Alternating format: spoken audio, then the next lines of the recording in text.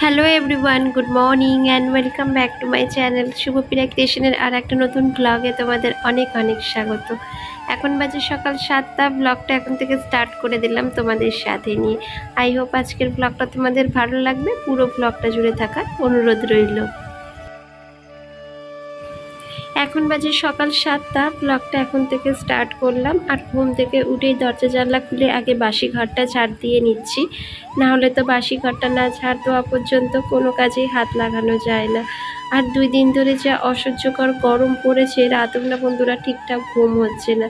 মানে এখন কি বলতো, রাতে দরজা জানলা খুলে না শুলে কোনো মতেই আর ঘুম আসছে না। গতকাল রাতে তো স্নান করে তারপরেই ঘুমাতে হয়েছে। জানি না, আজকের সকাল থেকে তো আকাশটা একটু মেঘলা মেঘলা মতো লাগছে, বৃষ্টি হলে তো বেশ ভালোই হয়।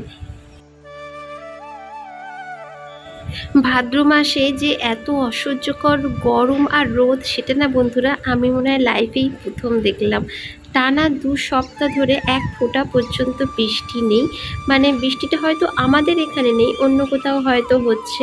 সন্ধ্যের পর হয়তো একটু আকাশটা মেঘলা করছে, বিদ্যুৎ চমকাচ্ছে, কিন্তু বৃষ্টিটা আর আমাদের এদিকে হচ্ছে না।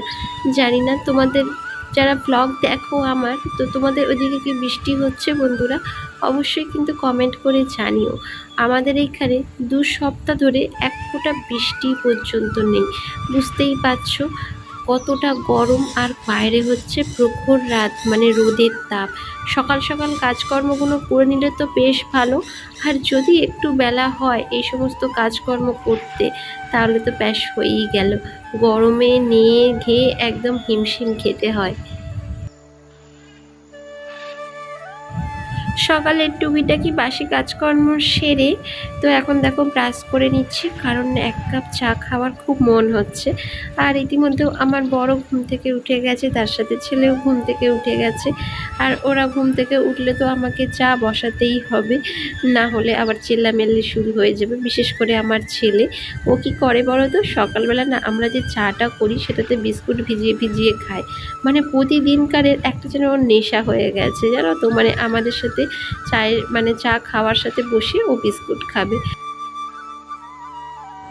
গতকাল রাতে গ্যাসটাকে না ভালো করে পরিষ্কার করেছিলাম, কারণ যেহেতু ভাত করেছিলাম তো, তাই একটু অন্যমনস্ক হওয়ার কারণে ভাতের ফ্যান পড়ে গ্যাসটা একদম বিধিবিচ্ছিরি অবস্থায় ছিল।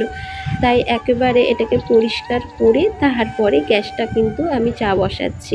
মানে রাতেই পরিষ্কার করে রেখেছিলাম, জাস্ট সরঞ্জামগুলো এখন লাগিয়ে নিলাম, সেটা তোমরা দেখতেই পেলে। আর এখন দেখো একটু চা করে নিচ্ছি, তার আগে একটু জল খেয়ে নিলাম, কারণ খালি পেটে জল খাওয়াটা খুব দরকার। মানে কোনো কিছু খাওয়ার থেকে খালি পেটে যদি 1 গ্লাস জল খাও, তাহলে এটা শরীরের পক্ষে ভীষণ উপকার দেয়। তো চলো তোমরা সঙ্গে থাকো আর পুরো ভিডিওটা দেখতে থাকো।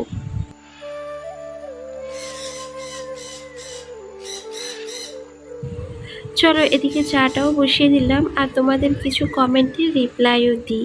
যেমন রুম্পি মিথুন ব্লগ থেকে এক দিদিভাই কমেন্ট করেছো যে কেমন আছি আমি।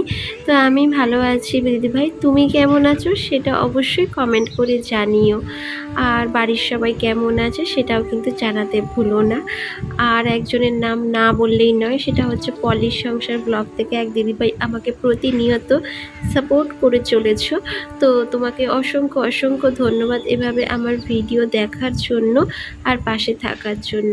আমি অবশ্যই চেষ্টা করব তোমাদের বাড়ি থেকে ঘুরে আসা, মানে তোমাদের ভিডিও দেখার অবশ্যই চেষ্টা করব।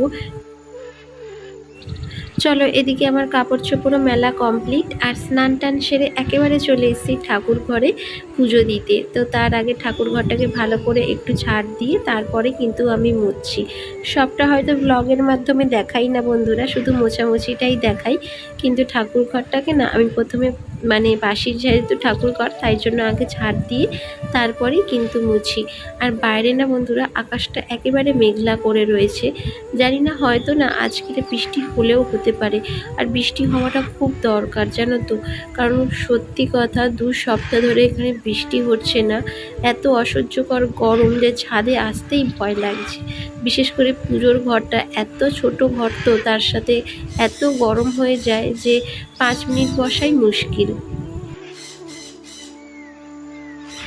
অনেক দিদিভাই বা বোন আমাকে বলো যে দিদিভাই একটু সাপোর্ট করো, যে সাবস্ক্রাইব করে গেলাম তুমিও সাবস্ক্রাইব করো। ঠিক আছে, আমি নয় তোমার চ্যানেলে গিয়ে সাবস্ক্রাইব করে তোমার ভিডিও দেখে আসলাম, কিন্তু এইভাবে কতদিন চলবে বলো? মানে তুমি কি সবার বাড়ি গিয়ে এভাবে একবার করে রিকোয়েস্ট করবে? সে তোমার ভিডিও একবার দেখলো, একবার কমেন্ট করলো আর চলে আসলো, তারপরে কিন্তু গিয়ে আর দেখবে না তোমার ভিডিও। তো তোমাদের কাছে না আমার একটা রিকোয়েস্ট, যে তোমরা কন্টেন্টের উপর জোর দাও। মানে তোমরা যে ভিডিওটা বানাচ্ছ সেটা একটু ভালোভাবে ভিডিওটা আপলোড করার চেষ্টা করো, একটু সময় ধরে। ধরো মানে কি বলবো, তোমরা আমার ভিডিওটা দেখো, মানে ভিডিও দেখে একটু মানে ভিডিওগুলোকে কোয়ালিটিটা ভালো করার চেষ্টা করো, দেখবে অবশ্যই না ভিউজ আসবে। আর এখন না বেশ কিছুদিন হলো ভিডিওতে ভিউজও আসছে না। তোমরা যারা যারা আমার ভিডিও দেখো, আমাকে ফলো করো, তারাও নিশ্চয়ই দেখে বুঝতে পারছো যে যতই ভালো কন্টেন্ট বানাই না কেন ভিডিওতে একদমই ভিউজ আসছে না। আর কি বলো তো, কষ্ট লাগে, সত্যি কষ্ট লাগে। এত কষ্ট করে ভিডিও বানিয়ে সেটাতে যদি 50টা ভিউস না আসে তাহলে কতটা কষ্ট লাগে সেটা হয়তো আমার থেকে মানে ভালো কেউ জানবে না বা বুঝবেও না। আর এই যে দেখো পুজো টুজো দিয়ে বাইরে আসবো, কি অঝরে এসছে বৃষ্টি, আর এত ভালো লাগছে বৃষ্টিটা দেখতে, যেন মনে হচ্ছে না যে এখান থেকে যাই। আর ওয়েদারটা একটু ঠান্ডা হয়েছে জানো তো। তো বেশ অনেক দিন পর বৃষ্টি দেখছি আবারও। তো চলো এবার আস্তে করে নিচে যাওয়া যাক। আর নিচে এসে এই যে দেখো বারান্দা দিয়ে বৃষ্টিটা দেখছি, আর এখন কিন্তু ভীষণ জোরে বৃষ্টি হচ্ছে বন্ধুরা, প্রায় মুষলধারে বৃষ্টি বলা যায়, কিন্তু হয়তো ক্যামেরার মাধ্যমে তোমরা বুঝতে পারছো না। তো যাই হোক, আজকের ভিডিওটা এখানেই শেষ করলাম। দেখা